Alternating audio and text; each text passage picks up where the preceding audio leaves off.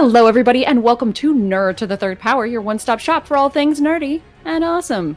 Dr. Gonzo is out, so that means, yeah, guess what, guys? I'm in charge. I'm in charge, everybody. I apologize in advance for just how poorly led this episode's about to be. Joining me for this little two-man act we've got going on is the Birdman.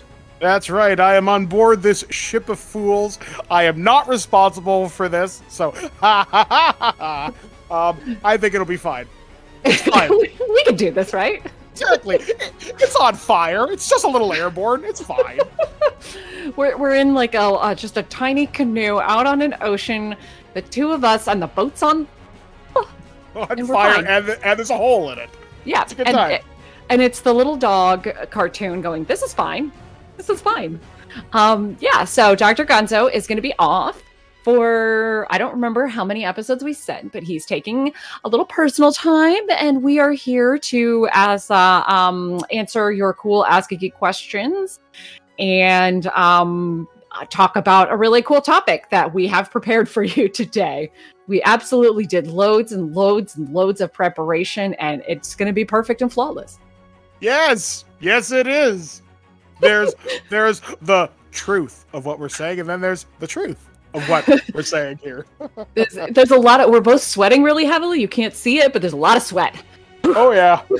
So, but we will start, as always, with Ask a Geek, and we do have some questions. They're mostly for me, so suck it. I see how it is.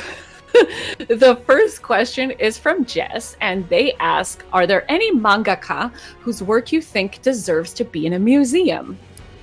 And I would say that there's already several museums out there for the Ghibli Museum, and I think there's a Tezuka Museum as well, so those are two big ones that already exist, if I'm not mistaken. So the one that I think definitely should be in a museum is Naoko Takeuchi, who did Sailor Moon.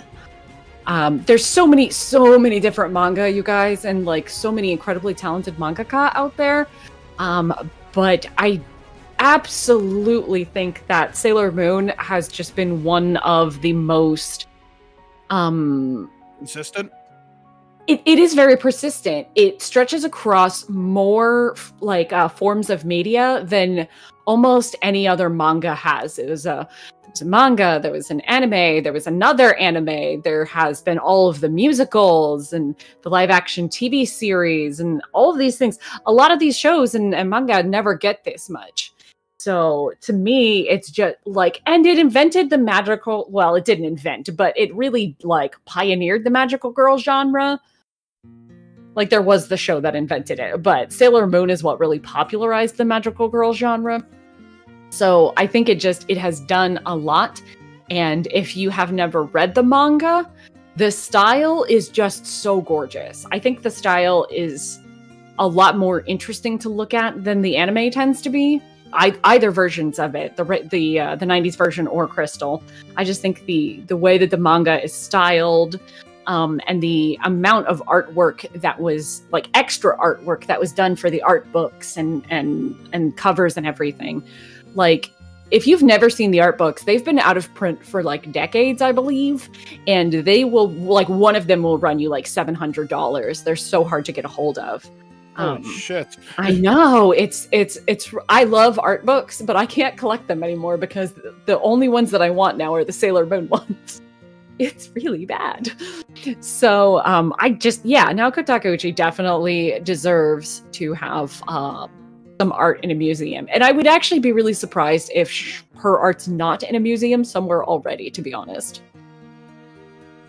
We have another question here from Robbie, and they ask, if you could visit one movie set, past or present, which would it be? And that question is for both of us. Ooh. I know my answer, so I'm going to let you go first. I'm trying to think here. A set that I'd like to visit. I'm trying to think here. I think being able to visit the Sulaco from Aliens would be something special, but I'm hoping I would get the cargo bay, the barracks, and the hyperspace chamber. I mean, I know it's supposed to be one location, but if I had to pick the set, I'd probably pick the Sulaco armory, which would be kind of cool, where there's all the pulse rifles, the smart gun, and everything else like that. If I had to pick a secondary set, Ghostbusters Firehouse, I think it'd be pretty cool. So that's Hook and Ladder number 8. Right? Yep, that's Hook and Ladder number 8 in New York City. Wow. Yeah, no, I never even thought of that. That would be totally cool. For me, I think the answer is super, super, super obvious, but I would love to go to some of the Lord of the Rings sets. I would want to go to the Shire. I would want to go to the Shire for sure.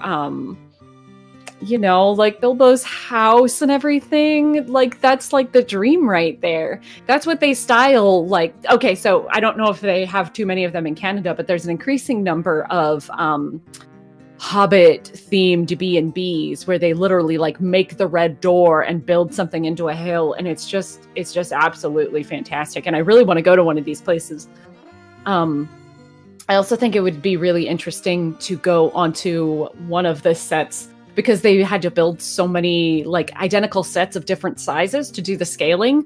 I think it would be kind of interesting to do like the Gandalf-sized sets where like it's Hobbit-sized everything else, so they make it really small so that, you know, Sir Ian McKellen looks gigantic. I think that would be really cool. But like my favorite place in Lord of the Rings is Rivendell, and I really think that, I don't know how many sets they had for that, but I think like if any piece of it existed, I would want to go there. Agreed. I'm trying to think, because like obviously I think a lot of people would have expected me to say something from Star Wars or Marvel, and the only super iconic locations I could think of might be the SHIELD helicarrier, but in reality you're just surrounded by computer monitors. Big deal. Even going to Tony's laboratory or Avengers Tower it's an office or a really nice house. And I don't know, I mean, for Star Wars, maybe the deck of the Super Star Destroyer from Return of the Jedi, maybe, or Mustafar, but that was mostly a digital set. So I don't know, like, it's kind of a hard question when you think of these super high budget things, because they're all CG for the most part, or there's nothing extraordinary about them. Whereas when you described a physical location from Lord of the Rings, that place has to physically exist in the real world. And with mine, Ghostbusters 1984, you had to get creative and build things with really good set dressing. And with Aliens, it's more about immersing yourself in the fantasy of that moment. For me, I'm willing to say, hey, I'm on a soundstage. But for you, for example, you actually get to breathe the air the same actors did. And that's part of the visceral experience of that. Yeah, and some of the set pieces, probably still, some of it might still exist. Yep. But certainly, and what's really wild is that by the time that they were starting on the second filming, they had like multiple units filming at the same time because, you know, they split the party. So you could be like, go in a helicopter and bounce around from one set to another because it wasn't like everything was going on in the same place. It'd be like, well, here's the 3 wanderers and they're, you know, doing whatever with Treebeard, and here's the hobbits and they're over here and the other hobbits are over here. And you could just like hit up all of these different filming units and check out all those sets. There'd be so much going on. You just like, you wouldn't be able to do it all. It'd be so great. Now, is there any television shows you'd want to visit? Oh man.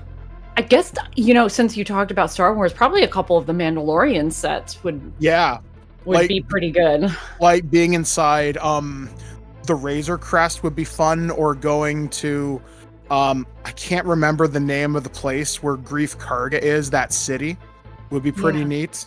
That episode with Ahsoka Tano in it, and they have that big showdown in that location. That was like a gorgeous set. That would be cool.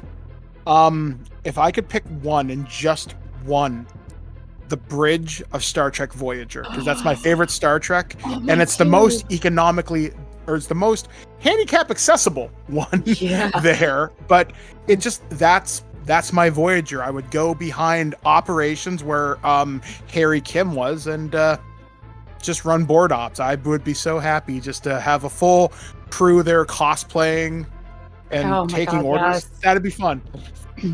All the LARPing you could do, guys. Oh yeah. LARPing. Yeah, so those are some really good suggestions. I'd be curious what our fans think. Like, where would our fans want to go? Guys, sound off in the comments about like sets you'd want to visit, because I think this is really, I think everybody would have a very different answer, except Lord of the Rings, because that's the obvious one.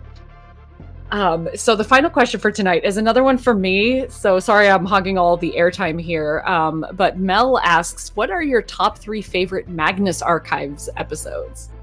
So thank you for giving me yet another chance to talk about the Magnus Archives. I love this podcast so much. We talked about it a little while ago during the Pitch Your Franchise episode. And Mike, have you listened to any of it yet? No, but I have downloaded first 3 episodes. Good. I find, because I wanted to take your advice and find the perfect atmosphere, I want to listen to it when I'm by myself and my wife and my roommates are asleep. I want to be able to really dig into it and kind of experience it, because it's funny.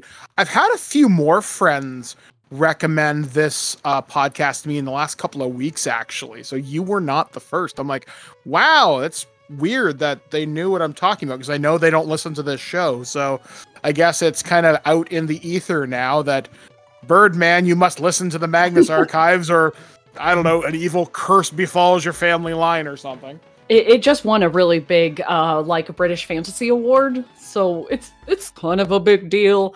My top 3 favorite Magnus Archives episodes are extremely easy, because they are the episodes I have listened to over and over and over for one reason or another. Those episodes, in this order: number 1, the Panopticon; number 2, the Last; and number 3, Nothing Beside Remains. The reason for these episodes in particular are all because Elias is in them, and he is a huge dick in all of them. He's just such an a-hole in all of these episodes. And if you've listened to the show, he has such an amazing voice, this character, Elias, voiced by the very, very talented Ben Meredith.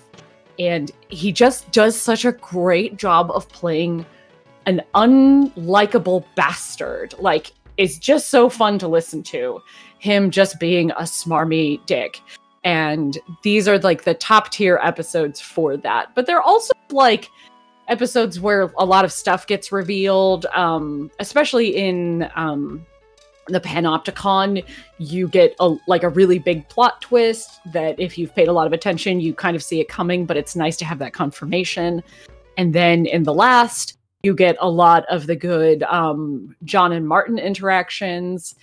And in Nothing Beside Remains, which takes place before these 2 episodes, you just get a lot of, the bad guy confessing that he's the bad guy to everybody, but there's nothing anybody can do about it. They're just a lot of really good Elias heavy episodes, and he's just such a delight to listen to, even though he is a huge bastard. I have loads of other favorite episodes, but since you asked for the top 3, I could probably name my top 20 if I was really put to it, but there are a lot of episodes. You are a hyper fan. That's kind of amazing. You would probably be horrified at the number of times I've listened to just the first season alone, because sometimes, like I'll read something and I'll be like, oh, that reminds me of the Magnus Archives, like everything does. And then I'll be like, man, I should listen to that episode. And then that turns into listening to the entire season. Oh, I have a problem, you guys. Yeah, huge problem. But that is all the questions that we have for today. As always, you can send your questions to drgonzo@nerdtothethirdpower.com. We love getting your questions and we love reading them. We love when some of the questions are for other people than me. So send them in and we will try to read them on the air. And that will conclude us farting around half of the first part. Oh my God, let me take that again. So that concludes the first part of the show where we fart around for a bit and then answer questions. Let us move on to the discussion portion of this episode where we are going to be talking about some of our favorite tropes. Now, the reason why I wanted to talk about this was I read something on Twitter weeks and weeks and weeks ago where our old friend Rolo T was complaining about a recurring trope in anime that he really hated. And I started thinking about all these tropes that I really hated. And then I thought, oh my God, I actually love a lot of tropes that that a lot of people hate. And that's okay. And instead of talking about being all negative and being down on things, we should put a more positive spin on it and maybe talk about the things that we can't help but like, even though they are probably overused, hammy, cheesy tropes. So I will start because I did 2 seconds more research on tropes than Birdman did. True. I had my dates mixed up in my calendar, so I was ready to talk about Shang-Chi, and then, oh boy, that was like, shit, think on your feet fast, or in my case, foot. Yeah. So, one of my favorite tropes, which used to be on TV Tropes, I don't know if it's still there because I haven't really looked at that website in like 10 years, but there was a trope. It used to be called Crouching Moron Hidden Badass. I don't know if it's still called that, but it's the trope where somebody it looks like an old man or an old lady or just seems quite incompetent, but turns out to be like the best fighter ever. So I'm thinking of this, and I think I'm going to bounce an example off you because I think this works. Okay. Master Roshi from Dragon Ball Z. Yes, Master Roshi is a prime example. He's just like this old perverted dude who like seems really skeevy and then turns out to be this like when you see him like rip his shirt off and he's got all the muscles on underneath and he's going to fight in the tournament and you're like, "Oh my God." Yeah, that's exactly it. My favorite use of the trope is in an anime called The Story of Sankoku. And the main character's dad is this very like he's sort of a bit ditzy and he's not very he's like the primary caretaker of his daughter and he can't cook or clean or make tea at all, and he works in a library and he's so mild-mannered. He's a bit of a Clark Kent, and he's a retired assassin. You know, so he's just like, everyone's like, oh, he's the best, he's the nicest guy, but if you mess with his daughter, he will absolutely kill you. And I think that is just is this a Taken trope too? Because this sounds like a Liam Neeson movie. It's a little bit. It's a little more like Asian themed version of Liam Neeson. I can totally picture his actor, you know, just suddenly being voiced by Liam Neeson. There we go. This is the crossover film you never knew you needed. Yeah. So there's this wonderful part in Sankoku where his daughter gets caught up in this political machination, and he finds the guy responsible who he used to work for as an assassin. And it's basically like he basically clears out a room, just takes down everybody in the room, and you see his eyes, and his eyes look all dark and horrifying. And he's like, if you mess with my daughter again, you're next. And you're like, oh shit. And you had heard all about this amazing assassin for, you know, a couple of chapters before. And then it turns out to be him. And you're like, oh, I love this. So this ended up becoming one of my favorite tropes. I love the surprise that somebody that you totally underestimated is actually a total badass. I've got a trope for you. And yes. There was an entire series built around this trope that lasted 8 seasons and at one point starred Freddie Prinze Jr.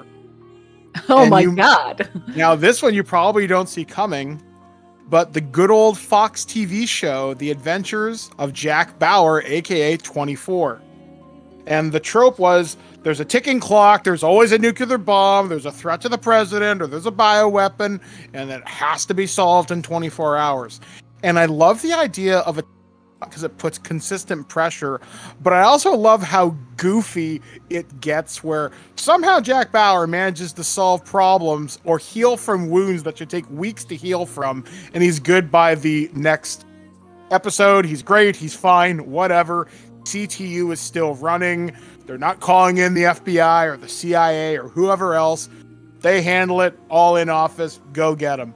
And it's a goofy trope, but I love it because it's so goofy, because 24 came out at a really weird time where patriotism was at an all-time high in your country, but there was an ugly side to that patriotism as well, because Jack Bauer, for all intents and purposes, is not a very nice guy, but he gets the job done to hopefully protect more lives than what might be hurt.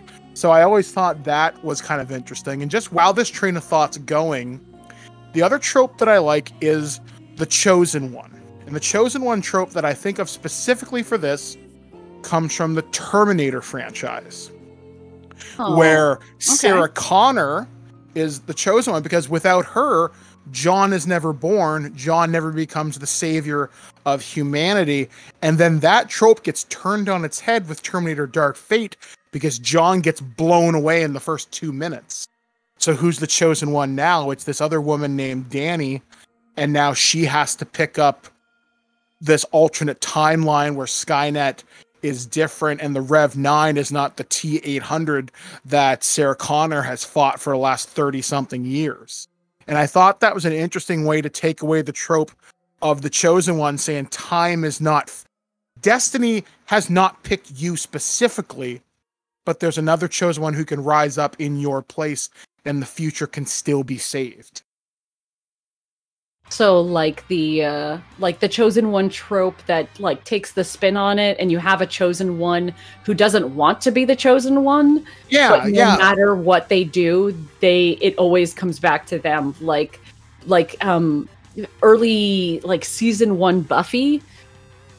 Like she didn't want to be doing any of that, but she was the chosen one, and no matter what she tried to do to get out of it, she always found herself in trouble because it was just her destiny to be there, to do that. So that's like another version of the chosen one that I always find really interesting, is that like you cannot avert your destiny. Yeah. One trope to work with kind of Buffy too is everybody in the group got powers except Xander. So they kept the trope of that hidden badass, but he wasn't a capable fighter. He wasn't particularly smart, but what he had was heart. So there's the trope of the best friend who holds the group together. And I think that's something that's maybe underappreciated. And, you know, reinterpretations of Buffy have now changed in light of things. But the show itself, when you look at the core kind of storyline, like I said, Buffy Summers did not want this responsibility. She even got reckless at times, and maybe there's a trope there. Once you start smelling your own bullshit, you start to believe it, and then something terrible happens to you, sort of thing. And I don't know, like that's a show that I always thought had a surprising amount of layers to it, and that's not just from the performers, but I thought some of the writers on that show did a fantastic job. And you could even argue this trope now.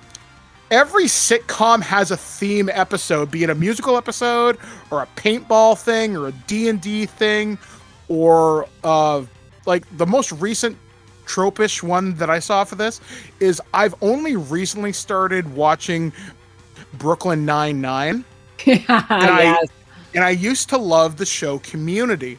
So the episode that my roommate Shannon showed me for Brooklyn Nine-Nine is where they have to go against the Bureau of Alcohol, Tobacco, and Firearms, where they're playing the opposing force as terrorists and hostages. Oh, yeah. And I'm thinking, this is like a Community episode. This is really good. So I thought that was kind of tropey, and it works because I think episodes like Buffy were a lot of the pioneering force with once more with like feeling.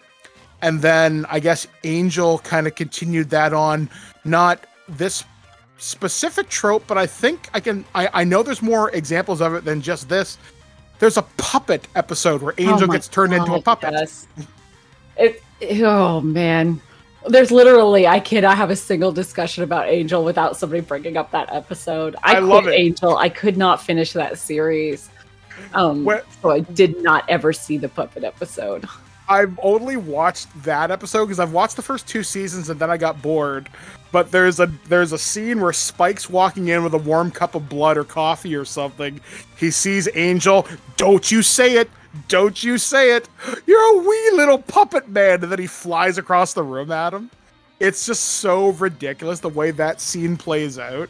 And I always thought that was tremendously amusing. I guess another trope I just thought of to kind of play along the line of the Chosen One thing is the person overcoming their trauma to go face it, to get not necessarily to seek revenge for themselves, but to protect others. And I think Aliens plays into this with like Ripley, because in the beginning of the movie, she goes to visit Weyland-Yutani. They say, you're fucking crazy. You're not getting your flight license. You have to submit to regular psych evals.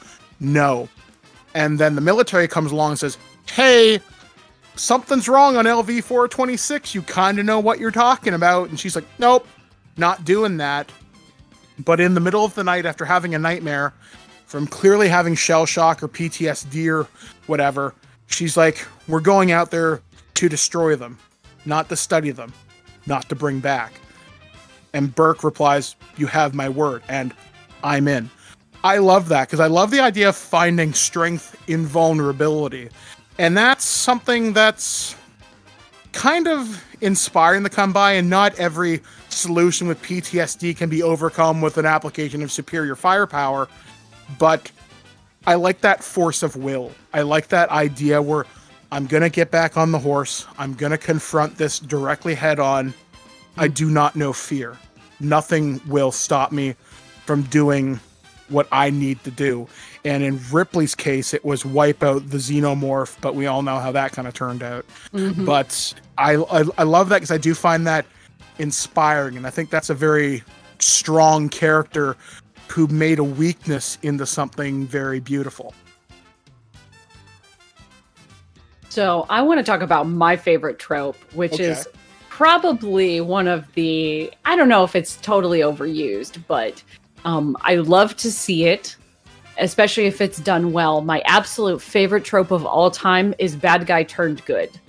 Yes. When you have a villain and something or another happens and he ends up having to join the good guy team to stop a bigger bad, or because he sees the light, or for whatever reason. But when you have that bad guy turned good, I just think it opens up the doors for some very entertaining character interactions, some really like potent character interactions, because you have like two people who have been villains this whole, or have been antagonistic towards each other this whole time, and now they just need to get along long enough to stop whatever's about to happen.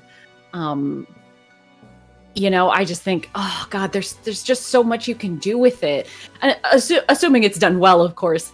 You do have to have like a good reason for that person to turn good. But when it's done right, I just think it is just, it always makes me like jump up and cheer. And I think if we analyzed it, what the psychology behind it is I think that we, or at least me anyway, like I always want to believe that bad people have reasons for things. Yeah, like, because I think the old line is nobody sees themselves as a villain. Everybody's the hero in their own story. Yeah, we want to be able to understand why a villain does what they do, and then like the hope for redemption. So like it's always inspiring when it happens, you know, just because it makes you believe that anybody can be saved, even if they don't necessarily deserve it. So that's why it has to be done carefully, because you can't just say, okay, well, now you're redeemed because you hugged somebody and now you've learned your lesson. Like, it has to be done right, but when it is done right, I think it means a lot to me as a viewer or reader or whatever. To go back to Dragon Ball, they do this a lot, because I remember when they redeemed Vegeta as a character, but then the series kept doing it a little too often, where, oh, hey, we're now friends with Android 16, 17, and 18. We're all buddies now. Majin Buu's now a buddy. Like, they seem to pick up bad guys. Hell, I think they even got along with Frieza at one point. Yes. So it's so hard to do well, because Vegeta's through line is really interesting. He's a guy who had arguably murdered people under Frieza, had done some terrible things, blew up a planet because it was inconvenient. He killed multiple members of the Z Fighters, and then he had a baby with Bulma, and we got Trunks, and now Vegeta is one of the strongest Saiyans in the universe, only second to Goku. And I know recently in the manga, because I read comicbook.com and they occasionally post little updates, he almost got his ass kicked by Granola. Lovely name, by the way. And you're really taking that food theme to another level. Yeah, there is it. Phosphate. But yeah, it's like, the idea was he was willing to lay down his life to protect others because he wanted his family to be okay or something like that. And I'm thinking, that's real good character growth. Because before it was like, I will be better than you, Kakarot! And that was his entire gimmick. But as the show went on, and the manga and Dragon Ball Super, and then the movies, he's really demonstrated character growth. And Christopher Sabat, who does the voice for him, gives him just enough of the cocky edge, but there's a layered performance in there that I think that show does something right. I mean, Goku is Goku. You know he's going to kick ass, Ultra Instinct, purple, flaming hair or whatever. But Vegeta's path is different because he's a father. He's a husband. More so than Goku is the Chi-Chi to Gohan and Goten. So maybe I'm romanticizing it a little bit, but you're right. When a villain turned good guy story is done proper, there's some really good stuff there. And even more modern interpretations of this is in the Mandalorian.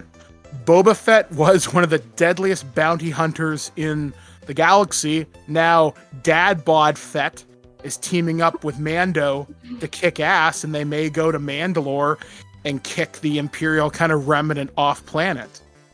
That's really fucking cool, to go from a guy who was potentially eaten by the Sarlacc and fucked over Han Solo, is now got his own series, The Book of Boba Fett. That's a pretty good redemption arc for me, and I imagine there's going to be a lot of stuff kind of layered into that. There may be some flashback scenes where he talks to Jango Fett. So who knows? It could be really neat. The ultimate one that I think, because I've already talked about Sailor Moon on this show, everybody knows which one I'm talking about, right? Right. We all know. There is a scene in the first season of Sailor Moon. You have like Barrel's 4 generals, and for whatever reason, in the original 1990s anime, they decided that Nephrite was going to have a little bit of a thing with Naru, who was called Molly in the shitty Deke dub. And they kind of talk about going out and having chocolate parfait and everything, and then he dies in her arms later, and basically says, I guess we're not getting that chocolate parfait. And this was one of the bad guys, and he turned good just for a moment for her. And if you ignore the age difference, it's really very sweet. And, when you're, a 12-year-old girl watching, this is the height of romance. It's, for a lot of us, this was like I love that he turned good. He was the only one of them who turned good. And he did it for love. And isn't that sweet? So for like a lot of us old school Sailor Moon fans, we're like, oh, I love this. I love this trope where you can have a bad guy who turns good for a reason and it, dies tragically, but whatever, you still get that moment. And you're right, Dragon Ball did it really, frequently. It was part of Dragon Ball's issue where they just everything that worked, they just kept doing it and doing it and doing it. Like I loved Piccolo and Vegeta, and that's why like those two are like really big fan favorites. Like because both of their story arcs of redemption or, you know, bad guys turned good, both of those stories were done very, very well. Yeah, I mean, way better than Goku. I mean, honestly, Goku just gets cool fight scenes. The characters who get the most development are the side characters. I mean, even Krillin, he marries 18. He turns her good because he believes in that she's not a terrible person. Mm-hmm. So there's a lot of growth there. And I just thought of this while you were talking. I thought of a show that is completely built on tropes, but is not 24, that I really hope you enjoy it. Otherwise, I'm really showing my age here. Go on. Saved by the Bell. Oh my god. Always the idiot best friend, the get-rich-quick scheme, trickery to get out of stuff. Hell, everybody in like, it's not uncommon internet speak to say, all right, I'm going to pull a Zach Morris here and get my way out of this. And that's basically slang for I'm going to be really clever, but really obvious about something. One of my favorite tropes from that show was Zach timeout. Yes. Climbing back in to restart the scene. And then like Zach is kind of like the narrator for the show. Yeah. This show is entirely made of tropes that have, oh my gosh. Yeah, and it's funny because the new show that's on Peacock, I watched it last year. It's not terrible, but it doesn't have the same magic that the original did. But again, romanticizing the past. But tropes in a show like that, where like old sitcom-y tropes are, they make the shows work. And sometimes they work better in others. Saved by the Bell will always be a children's classic. Has it aged well? Probably not, but it's still classic because it's kind of funny because it's kind of stupid. I mean, we have the idiot authority figure in Mr. Belding. Screech is the lovable dork. I guess you could call it tropey for the time, where Jessie was an up-and-coming, super smart kind of feminist, but Slater, when her and him were in the relationship, that's the Romeo and Juliet trope, because they shouldn't match, but they do, and they're fiercely loyal to each other. I guess you could go with the trope of unrequited love between Screech and Lisa would be another one. The prom king and prom queen in Zach and Kelly. And yeah, that show, because of all its tropes and because of all the interlocking parts, they knew when to play one, when to play at the other. So you were never getting overloaded with one, not too often. And it worked for those 22 and a half minutes of a stupid situation. And it worked. And other sitcoms that relied on a lot of tropey things, I think an argument could be made for Friends, though I think that show is utterly terrible. Yeah, I've never enjoyed a minute of Friends. Ugh, it's garbage. But a show like Seinfeld relied on tropes, but because of the strength of the writers behind it, it was very tropey. Because look at Kramer, constant get-rich-quick schemes. The nemesis next door neighbor, which you saw that in every 80s, 90s sitcom. Oh, yes. In Newman. Or the smart best friend who was maybe a little timid, George, but he was also a big coward too and would often get caught in lies. And maybe that's a trope in and of itself, is getting caught in the web of your own lies, where he starts Art Vandelay Industries, or quick, is anybody here a marine biologist? And there's the whale on the beach and he's like, and he gets caught in a lie, or he gets the penis kind of shrinkage thing. It was cold! Stuff like that. There's just so many tropes in that show, again, because how the show is constructed, work well. And not every trope has to be something that negatively affects the fiction or your immersion. Sometimes, as we've mentioned, it can genuinely enhance it. Again, like Kat said, the villain arc turned well. I think even Newman had a few moments in Seinfeld where he was redeemed to be not such a bad guy after all. Bit of a bastard, but not someone who would leave you to die in the desert or something like that. Another trope that I'm thinking of is this is a romance trope, but it's enemies to lovers. Yes. Whether it's like rivals or, you know, the protagonist and the antagonist or whatever, but you know, two people who hate each other at the beginning, as long as there's the right amount of progression in whatever franchise you're looking at here, the enemies to lovers or rivals to lovers, where they just end up realizing like, oh shit, you're perfect for me. And then they get together by the end. I've always loved those because those tend to be, you know, pretty fun. I always think of the movie 10 Things I Hate About You. Yes. When you mentioned that. And there's a trope in romance, because one of the college courses I'm taking right now is I'm learning how to write romance novels. Oh. And yeah, so people will see my work, but not under my name. I will be going under a pen name. But I love the idea of the second chance romance. And last year I was taking another course on prep for this. I took a creative writing course and I wrote a series of 5 stories. And in the second story, I wrote about 2 college friends that had had a fight before they went off, and this person had come home and they ran into each other at the party. And in the backstory, I built that they'd been friends for years. They were best friends, but they never got together, which is, again, another romance trope. Mm-hmm. And it comes out during the course of the story that the protagonist, let's call him Frank. Frank had left town without telling his friend, let's call her Diane. So Frank had left Diane and didn't tell her. And she's like, why did you go? And he's like, because I couldn't face you. We were both supposed to go off, have our own adventures.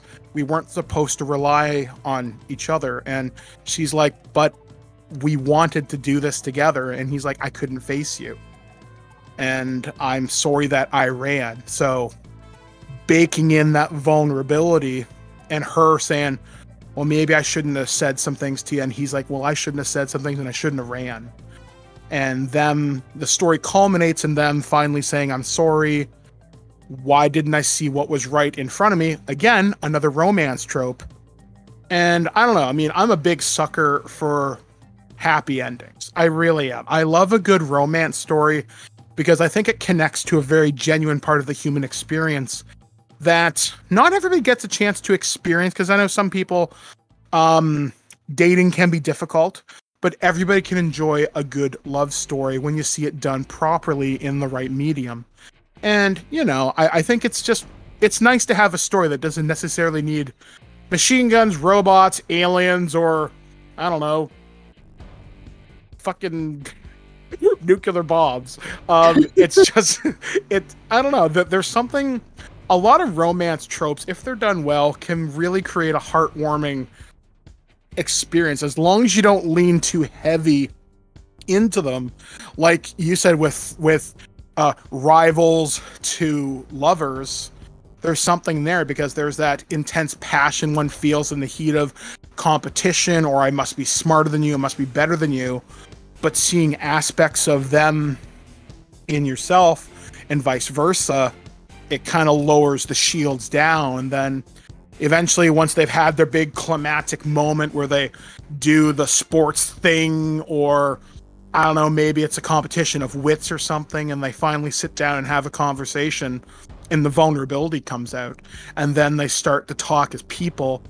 And then that's, as you mentioned, they just realize, hey, maybe you're perfect for me. Why don't we give it a go? Yeah, I think it's interesting that there's so many things that, like, just things that are so overdone, but we love them anyway. That's why I think this was such an interesting topic to talk about, because once we got the ball rolling, like, it's endless. There's endless numbers of tropes, and, you know, as long as you do them right, all of them are good. Yeah, because, I mean, like, there's a very famous quote, and I can't remember precisely how it goes, but there's only 6 types of stories. We just mix and match them to give, like, context. Sort of like, man versus nature, man versus self, etc., etc. That's And what they are, because I'd always heard there was three kinds of stories. A boy leaves home, a boy comes home, and a stranger comes to town. Mm-hmm. Everything was a variation of these three basic themes. So now I'm curious what 6 are. Yeah, because I know there's a couple ones that I'm not mentioning, because I know I heard this when I was in high school writing class, and it always stuck with me. But yeah, I mean, to create an effective piece of fiction, and what I'm learning is you have to play the greatest hits sometimes, and that's okay. You can play with experimental stuff, but don't go too weird. And you have to find the right level of comfort. And a trope, it's a warm blanket. It's a warm comfort. It's our favorite childhood teddy bear. It's our favorite love scene from a movie. It's the time when Master Roshi rips off his shirt and kicks the shit out of Cell. It's stuff like that. We all love these little moments. Yeah.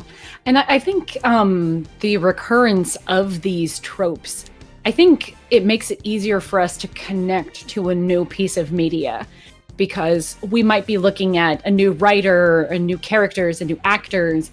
But if we can find something familiar within it, like these, universal tropes that we actually enjoy, then it makes it easier for us to quickly identify with the characters and familiarize ourselves with it. And I think there's sometimes where you just enjoy something faster because you know that you've enjoyed something like it before.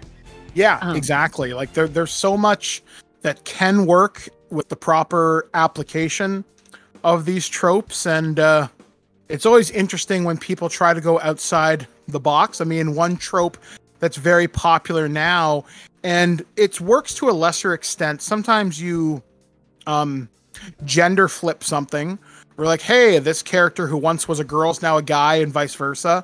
Or a more recent trope where they take the idea of a show that was maybe done with a white cast, they do it with a black one. And sometimes not very good successes. I'm looking at you, The Honeymooners. But the more recent show of The Wonder Years, which just got rebooted on ABC, that's one that I think has a lot of potential, because it's taking the trope of, oh, we're going to switch the race on it, but now you're seeing it through the lens of the civil rights movement, a family in a suburban kind of neighborhood. There's a different kind of racial makeup, and you're seeing a different side of it. And in certain cases, that really can work. And that trope is really well applied. Just the caution to the writers and the showrunners is making sure you don't lean into anything that could become kind of caricature. And I think that's a problem with kind of tropes like Saved by the Bell. Sometimes you get into the point of caricature and you're like, oh my God, this is stupid. But sometimes it works and it's funny, like Mr. Belding or Ernest, the lovable idiot. So there's so many things that can work and do work. And don't be afraid to like something weird and stupid, because if it makes you happy, then it worked for you. Yeah, so I guess our takeaway from this is, if you're a writer, use those tropes and, put your spin on them, but just don't let yourself be boxed in by them. Exactly. Try to take something that exists, like this trope, like a bad guy turned good, and then do something different with it. Make it your own. Because that's what's gonna... Sorry, I'm really phlegmy today. So take something and make it your own, and let the world see your version of it, because chances are somebody's going to love it, because we all love these tropes already. Absolutely. So hopefully you guys have had a fun time listening to this hastily assembled, but ultimately turned out to be beautiful. And there's a trope right there. Okay, guys, you got 5 minutes, go. And we made it work. We bumbled our way through, and somehow we came out the other side. So yeah, I do make a promise, is when I'm ready and I've got everything all figured out, I will covertly put my work that I'm writing in romance out there for people if they want to read. And then we will sit there with a highlighter and tvtropes.com open. Exactly. Somebody will eventually mock me. So, but that's okay. Good luck finding my pen name asshole. But yeah, so it's been fun, Kat. It's always fun working with you. I guess to update you guys, I have been in contact with Skyblaze. Hopefully you guys did listen to the B-side, which is on thisweekingeek.net just a couple weeks ago. You can find that on Spotify and any major podcatcher, as well as on YouTube, I believe. So yeah, we should be hearing from them pretty soon. I know they've got a cold right now and some like kind of tech issues. I'm tempted just to send them a damn headset, and see how like that goes. And Gonzo is, having some, time to recover from his little personal problem and issues, but he's doing well from what I understand. That sounded belittling. That sounded just, I don't think you intended it, but it sounded just a little bit belittling. Yeah, I'm sorry. Gonzo had a surgery that we won't discuss on this show, but we are giving Gonzo time to recover. So there might be a couple of episodes that's maybe just me and Birdman, maybe me and Birdman and Skyblaze. Skyblaze wants to join us. So, but that's it for today. We'll be back next time with hopefully another really fun topic like this, because this was a lot of fun. Oh yeah, so hopefully you guys will stick with us. We love Ask a Geek questions. Yes, send us your questions. Send some to Mike. I swear I know more about Star Wars and aliens and RoboCop. Try me on a multitude of topics. I'm willing to experiment and learn. So yeah, so I guess Kat, I've been Mike the Birdman. And I'm the Cat, and we'll see you next time.